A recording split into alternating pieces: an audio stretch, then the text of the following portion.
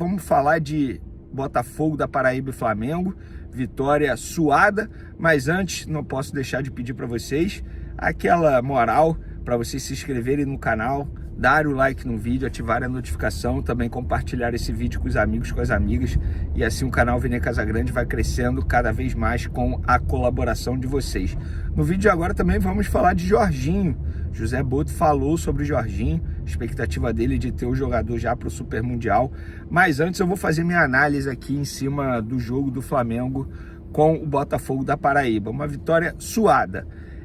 Vou começar bem do começo mesmo. Acho que a escalação do técnico Felipe Luiz foi certeira. Eu só faria uma mudança, começaria com o Matheus Gonçalves. Repito o que eu falei antes do jogo, acho que esse jogador vem merecendo uma minutagem aí, e ele novamente ficou no banco de reservas como opção, acabou entrando no segundo tempo, mas eu acho que ele merecia um pouco mais de minutos em campo. Mesmo sendo reserva, ele já poderia ter entrado antes do momento que ele entrou, no lugar do Michael, e aí eu já vou começar a minha análise em cima do jogo. A gente tem dois viés para analisar o Flamengo diante do Botafogo da Paraíba. Eu vou começar pelo viés bem positivo, porque novamente o Felipe Luiz mostrou que ele treina muito bem a equipe dele. Ontem a gente pôde ver um time reserva. Ontem era um time reserva. Matheus Cunha, Varela, Danilo, João Vitor ganhando oportunidade. Eu vou explicar já já por que o João Vitor jogou e não o Cleiton, o Ayrton Lucas. Time reserva. Porém, mesmo com o time reserva, o Flamengo mostrou as mesmas características que mostra quando entra com o time titular. Uma marcação sob pressão, uma transição rápida. Óbvio que quando ele não tem, ao mesmo tempo, Gerson, De La Cruz e Arrascaeta, ele perde a criação no meio de campo e por conta disso ele começa a equipe no esquema tático de 4-2-4, 4 atacantes, um esquema que ele já usou em outros momentos e usou diante do Botafogo da Paraíba justamente por conta disso, porque ele não tinha os 3 jogadores que conseguem fazer o meio de campo armar as jogadas. Repito, Arrascaeta o principal deles, o De La Cruz e obviamente o Gerson. Quando ele não tem esses 3 jogadores ao mesmo tempo, fica extremamente complicado ele ter um meio campo criativo e por conta disso ele começa o jogo, repito, no esquema 4-2-4. E aí o Flamengo foi muito melhor. Se a gente analisar o mapa de calor da partida, o mapa de calor do Flamengo é na área do Botafogo da Paraíba.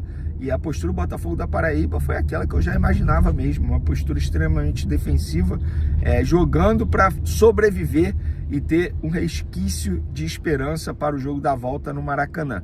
Esse foi o jogo do Botafogo da Paraíba. E aí vou entrar num viés negativo na análise da partida do Flamengo. O Flamengo mostrando o mesmo problema de quando Pedro não está em campo. O Flamengo não é letal. É incrível a quantidade de oportunidades que o Flamengo cria e não consegue converter. E aí a minha crítica ao Michael. Gente, o Michael perdeu um gol ontem inacreditável.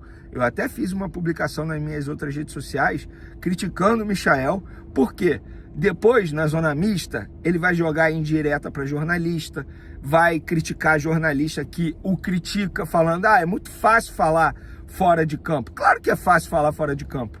É a mesma coisa que o Michael me criticar pelo que eu faço aqui no canal, pelo que eu faço na frente das câmeras, e virar para ele e falar assim, Michael, é muito fácil falar, você não sabe fazer isso, é muito fácil falar fora das câmeras.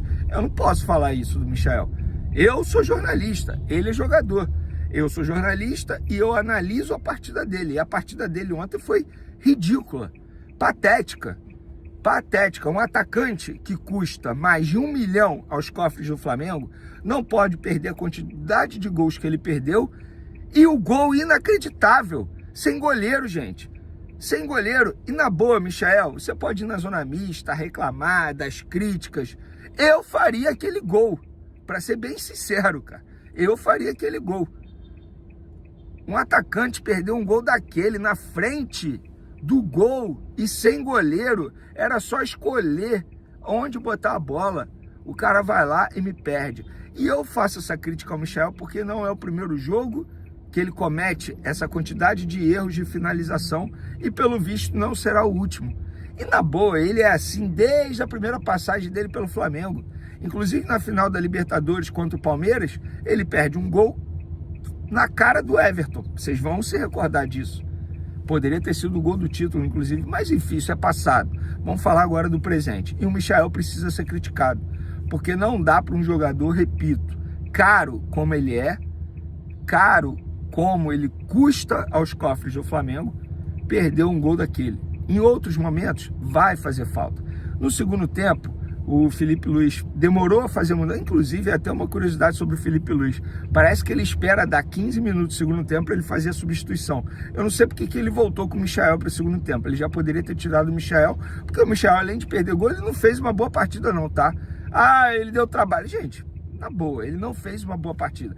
Por falar nisso, o Bruno Henrique é outro também, que não fez uma outra boa partida. Vem caindo de produção, não sei se é por conta do ocorrido fora das 4 linhas, que ele está sendo investigado pela Polícia Federal por suposto envolvimento e levar cartão amarelo para beneficiar algumas pessoas, familiares dele. Não sei se é por conta disso. Coincidentemente, depois que isso veio à tona, ele caiu sim de produção, mas eu não vou ser leviano e dizer que é por causa disso. Fato é que ele caiu de produção e ele precisa ser questionado, sim. O Felipe Luiz vive o defendendo em entrevista coletiva, dizendo: ah, mas ele é um jogador importante. Beleza, ele pode ser um jogador extremamente importante, taticamente falando. Agora, individualmente falando, ele está indo muito mal mesmo. Tanto é que depois que o Juninho entrou no segundo tempo, o time melhorou. Por quê?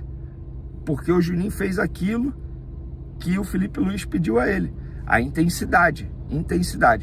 Para ser bem sincero, cara, individualmente falando assim, eu não gostei de vários jogadores, mas eu gostei do Gonzalo Plata. O Gonzalo Plata é um jogador que eu acho que pode incomodar, entre aspas, a cabeça do Felipe Luiz e brigar por uma titularidade na equipe do Flamengo, porque é um jogador que tem sido extremamente regular e de maneira positiva nas atuações. E aí o segundo tempo foi o mesmo cenário, Flamengo pressionando, finalizando, não conseguindo converter. Eis que no finalzinho do jogo, o Joshua, ou Joshua, como você preferir, o garoto, 17 anos, fazendo a estreia dele pelo time profissional do Flamengo, aproveitou a oportunidade e conseguiu botar a bola na rede. E assim, é emocionante porque eu postei até esse vídeo lá nas minhas outras redes sociais, os familiares comemorando bastante a estreia dele com um gol sensacional. Um garoto que chegou ao Flamengo depois de não ser aproveitado na categoria de base Vasco da Gama, tem personalidade, e eu contei aqui no canal Vene Casagrande o porquê ele vem sendo relacionado e o Wallace Ian não. Literalmente ele ganhou essa vaga entre os relacionados no profissional brigando, porque ele e o Wallace Ian tiveram uma briga em um jogo do Sub-20 entre Flamengo e Cruzeiro nos bastidores. Isso não veio à tona, nós descobrimos, e aí depois disso o Wallace Ian caiu de rendimento nas atividades, consequentemente ele perdeu espaço com o Felipe Luiz, com a diretoria, com o José Boto.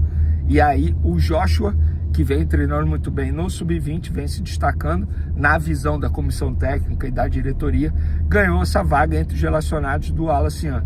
E eis que ele entra, aproveita a oportunidade e consegue dar uma vitória ao Flamengo, vitória extremamente importante, que de certa forma dá um alívio ao torcedor rubro-negro que compareceu ao estádio Castelão, inclusive uma bonita festa dos rubro-negros. Parabéns a todos os rubro-negros de São Luís, fizeram uma bonita festa do início ao fim.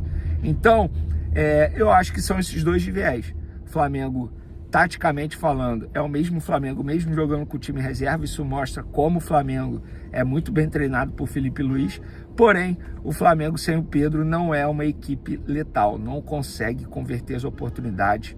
E repito, as críticas aqui ao Michael pelos erros de finalização. Nossa, eu não consigo acreditar como ele perdeu aquele gol. E o Bruno Henrique caiu muito também, individualmente falando. Fora isso, gostei do João Vitor, aproveitou bem a oportunidade na zaga do Flamengo. E por que ele jogou e não o Cleiton? Porque o Cleiton, além do Felipe Luiz ser apaixonado pelo futebol do João Vitor desde os tempos de Sub-17, o Cleiton é um jogador que não vai renovar com o Flamengo. Ele já avisou, os empresários já avisaram que ele não vai renovar o vínculo dele. É um jogador que perdeu espaço com o Felipe Luiz e hoje é a última opção no setor defensivo do Flamengo. Beleza, galera? Até daqui a pouco lá no SBT, tamo junto. Forte abraço. Fui!